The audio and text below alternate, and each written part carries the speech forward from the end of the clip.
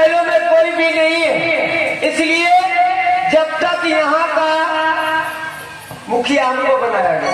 अच्छा, आपको मुखिया बनाया गया है। जो भी होगा हमारे आदेशानुसार होगा। तो आप हमारे ही आदेशानुसार अंदर जा सकते हैं, हमारा आदेश नहीं होगा अंदर प्रवेश नहीं कर सकते। हम भी राजा हैं, देखो देवलोक के राजा हैं हम, और राजा को राजा से काम तो लगा ही रहता है, इसलिए राजा नहीं है तो हम तुम्हारी महारानी से मिलना चाहेंगे। नहीं नहीं नहीं, नहीं महारानी के ऊपर कार्यभार नहीं है। ओ, महारानी का कार्यभार नहीं है, इस समय हमारा है। यहाँ से चले जाओ तुम तो महाराज के बड़े प्रिय सेवक से लग रहे हो, हमारी बात को मान लो नहीं तो मौत मारे जाओगे। ये बंदर ढुकियों से मैं डरने वाला नहीं हूँ। अच्छा, तुम्हारे जाने कितने आए कितने चले गए। क्यों मरना चाहता है? और यदि नहीं मरना चाहता तो भाग जा, और मरना चाहता तो युद्ध कर। आओ दो हाथ आओ, आप देख लेते हैं। आओ। बचा है मसाला। हर हर महादेव, हर हर महादेव,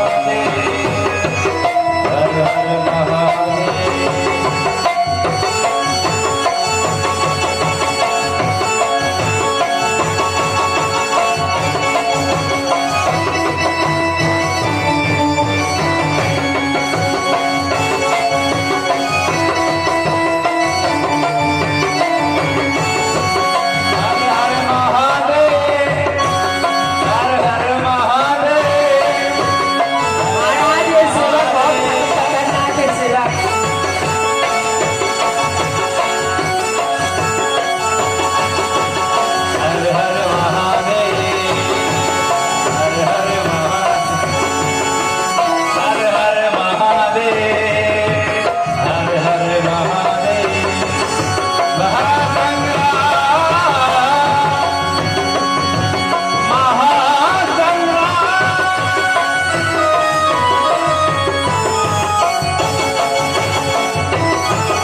महादेव।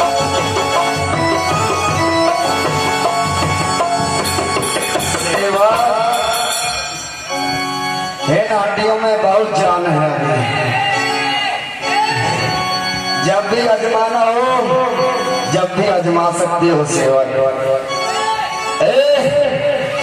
पट खोला जाए, हम महारानी से मिलना चाहेंगे।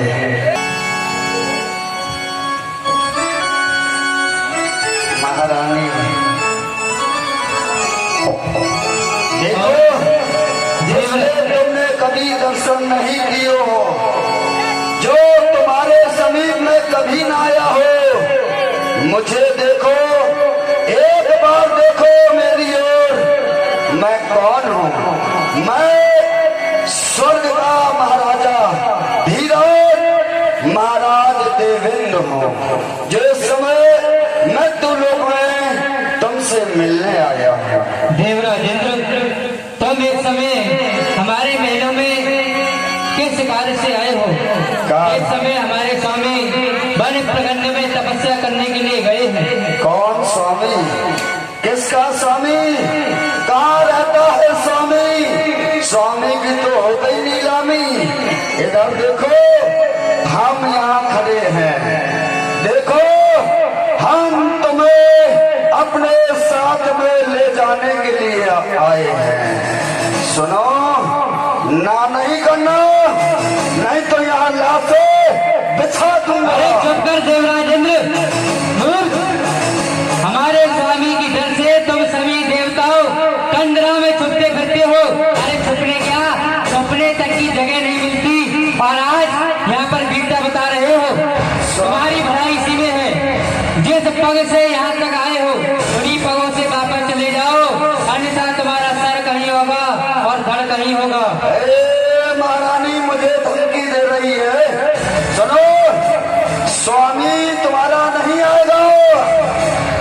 अगर राजी से चलना हो तो ठीक है, नहीं तो मैं तुम्हें गैर राजी से ले जाऊंगा। ओ दोस्ती खड़ा है खबरदार, स्वामी मेरे आने वाले हैं, जो मुझे ब्याह करे लाए हैं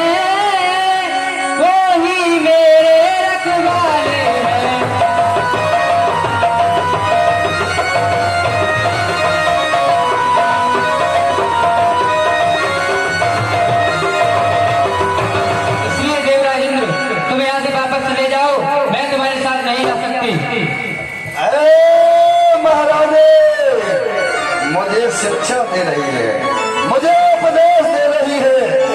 इस इंद्र ने उपदेश किसी का सुना ही नहीं, अपने लक्ष्य में कायम रहा।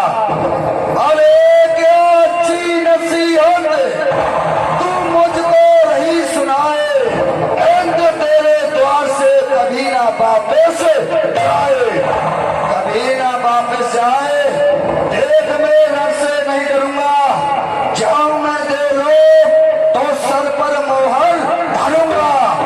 मैं कभी निहत्ता नहीं जाता हूँ, तू नहीं चलेगी तो मैं तेरे समीप में तुझे जबरदस्ती ले जाता हूँ।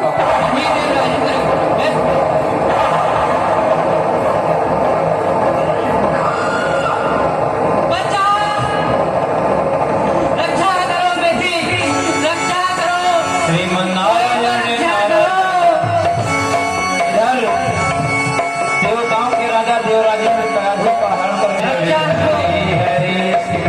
नारायण नारायण हरि। आपके लिए प्रणाम। कल्याण हो तुम्हारा। अरे ये क्या देवलोक छोड़ के मृत्यु लोक में महाराज हिरण्यकश्यप की पत्नी कयाधु का हरण, मेरे को समझा नहीं देवेंद्र, ये सब क्या है? ऋषि श्रेष्ठ, आप अन्य प्रकार से जानते हैं महाराज हिरण्यकश्यप बड़े ही अत्याचारी ही नहीं बल्कि पापाचारी भी हैं। उनके भय और प्रताप से हम देवगढ़ गुफाएं और कंदरा में छिपा करते हैं, ऐसा प्रताप है उनका। लेकिन मैंने क्या विचार किया, महारानी गर्भ से है और ऐसा कहते हैं दैत की संतान दैत हुआ करती है, इसलिए से देवलोक ले जा रहा हूँ और देवताओं का स्पर्श होगा तो हो सकता है कि इसका गर्भ परिवर्तन हो जाए। श्रीमन नारायण नारायण नारायण। देवेंद्र, ऊंच निवास नीच कर थी, तुम्हारा स्थान ऊंचा है, क्यों अपयश के भागी बन रहे हो? और फिर तुमने कैसे अनुमान लगा लिया कि इसके जो गर्भ में बालक शिशु पल रहा है वह अत्याचारी दुराचारी हो? मानता हूँ इसका बाप ऐसा है, लेकिन नहीं हो सकता है इसका जो पुत्र हो वह भगवान का अनन्य भक्त हो। नहीं देवेंद्र, मुझे तो ऐसे प्रतीत हो रहा है इसके गर्भ से जो भी संतान होगी वो राक्षस प्रवृत्ति की नहीं, धार्मिक प्रवृत्ति की होगी। इसलिए ऐसा विचार का परित्याग करके आप चले जाओ, इसी में भलाई है, अन्यथा हिरण्य तपस्या से फिर जानते हो क्या हाल होगा। इसलिए आप इसको मेरी कुटिया पे छोड़ जाओ और आप चले जाओ देवलोक। समझ गया। हाँ। वृथा ना जाए देव ऋषि वाणी, आपकी वाणी मिथ्या कभी नहीं हो सकती। ठीक है, आपके लिए मैं प्रणाम करता हूँ। कल्याण हो देवेंद्र तुम्हारा। आओ महारानी कयाधु। जय जय राधा रमण हरि, जय जय राधा रमण हरि बोल, जय जय राधा रमण हरि बोल, जय जय राधा रमण। गयो निकट तप देखी विधाता, गयो निकट तप देखी विधाता, गयो निकट तप देखी विधाता।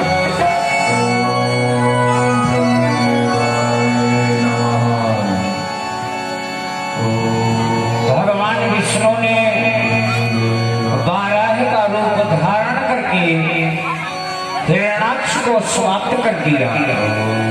हिरण्याक्ष का छोटा भाई हिरण्यकश्यपु घोर तपस्या कर रहा है, देवताओं से बदला लेने के लिए तपस्या कर रहा है। वरदान तो हमें देना होगा, देखते हैं क्या मांगता है। मांगहु वर प्रसन्न मैं ताता, मांगहु वर प्रसन्न मैं ताता। हिरण्यकश्यपु, हम तुम्हारी तपस्या से अत्यंत प्रसन्न हैं। ब्रह्म धाम छोड़ करके वरदान देने आपके पास आ पहुंचे हैं। जो भी करने की इच्छा हो वरदान मांग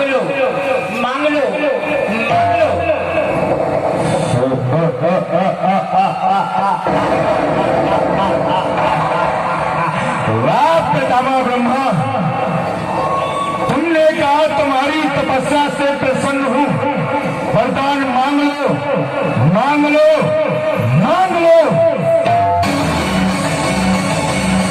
तो सुनो पितामह ब्रह्मा, मैं तुमसे वरदान मांगता हूं, अगर तुम मेरी तपस्या से प्रसन्न हो तो मुझे भी प्रसन्न कीजिए।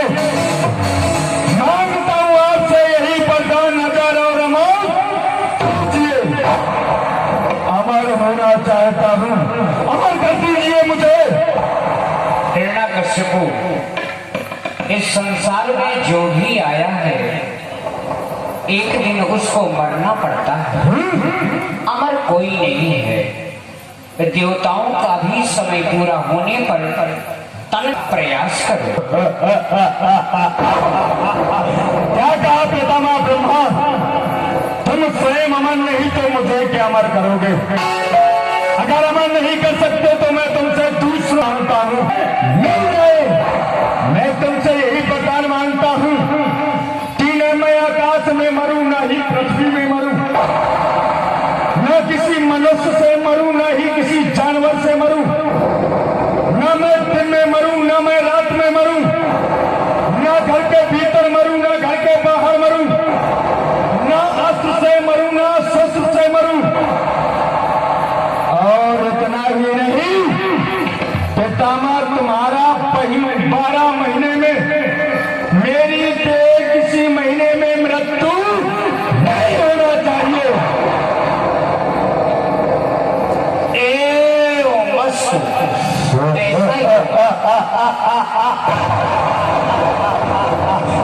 अगर ऐसा होगा तो मैं अमर होगा, क्योंकि पितामह ब्रह्मा तुमने सृष्टि में 12 महीने ही बनाते हैं और मैंने तुमसे वरदान मांगा है कि 12 महीने में किसी महीने में मेरी मृत्यु ना हो और 12 महीने में मेरी मृत्यु होगी नहीं और मुझे कोई मारेगा नहीं।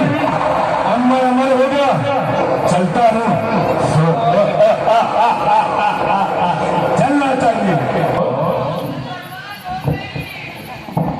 कौन है तू? अरे महाराज, मैं लुट गई। कौन? महाराज, मैं बर्बाद हो गई। योगीलाल जी महाराज। यहाँ कैसे बैठा है?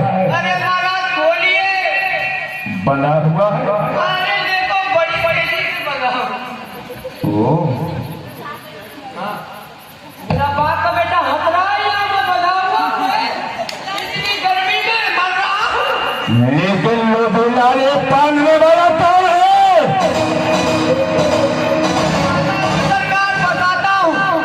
सरकार, जब आप तपस्या करने के लिए चले गए, तो क्या हुआ राजसभा में? सरकार वो ऊपर वाला आया था, इंद्र महाराज। इंद्र यहाँ क्या करने वाला